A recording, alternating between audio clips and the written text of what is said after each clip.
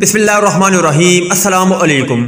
Kashmir league کے حوالے سے ایسا شاندار اعلان ہوا ہے یقیناً جس سے آپ کا دل بھی خوش ہو جائے گا۔ کیا اعلان ہوا ہے آج کی زیر نظر ویڈیو میں آپ بھائیوں کو اسی بارے میں بتائیں گے، مگر مزید تفصیل میں جانے سے پہلے اس ویڈیو کو لائک کریں اور کمنٹ سیکشن میں آپ بھائی اس اپڈیٹ کے متعلق اپنی رائے کا اظہار ضرور کریں۔ وزیر اعظم آزاد کشمیر نے آزاد کشمیر میں کرکٹ اکیڈمی بنانے اور کشمیر پریمیئر لیگ کو T20 لیگ کا درجہ دینے کا اعلان کرتے ہوئے کہا کہ کشمیر پریمیئر لیگ کی کامیابی نے بھارت کی چیخیں نکلوا دی ہے۔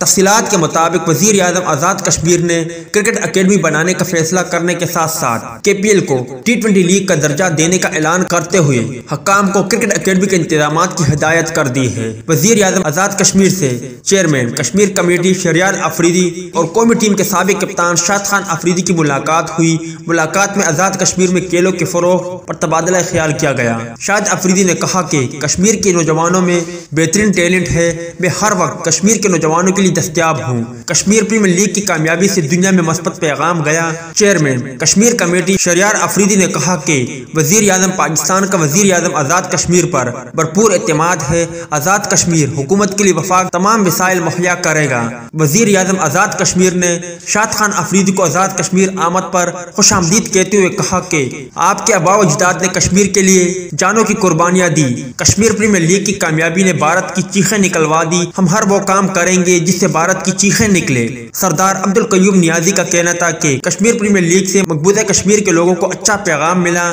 دنیا نے دیکھا کہ آزاد کشمیر امن کا قلعہ ہے۔ شاید افریدی کے آزاد کشمیر میں کرکٹ کے لیے بڑی خدمات ہے۔ پہلی کرکٹ اکیڈمی کا نام شاد خان افریدی رکھیں گے۔